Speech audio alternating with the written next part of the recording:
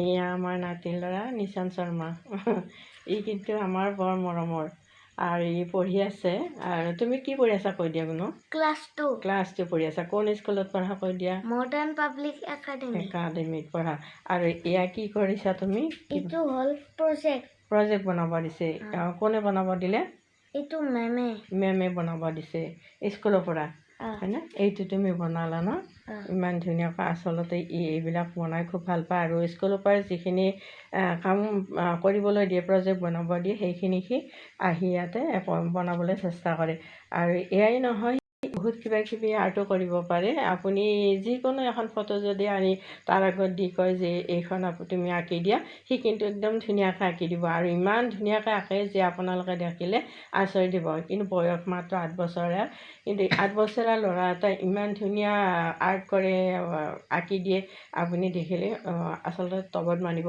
মোৰ আচলতে বৰ মৰমৰ আৰু খুব ভালো লাগে তাৰ কথাবিলাকো বৰ সহজ সৰল আৰু বৰ মৰমীয়াল ল'ৰা। আৰু যোৱাকালি আমি ৰাস চাবলৈ গ'লোঁ, হয়নে?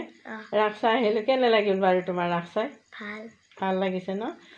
ৰাস চাই ভাল লাগিছে।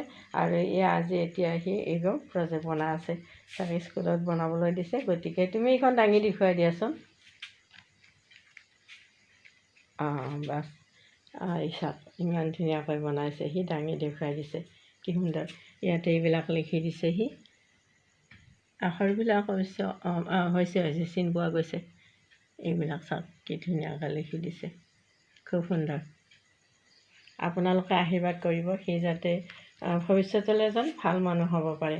হয়নে নহয় গুণবিতা? হয় ন? আৰু তুমি কি হোৱাৰ ইচ্ছা আছে তোমাৰ?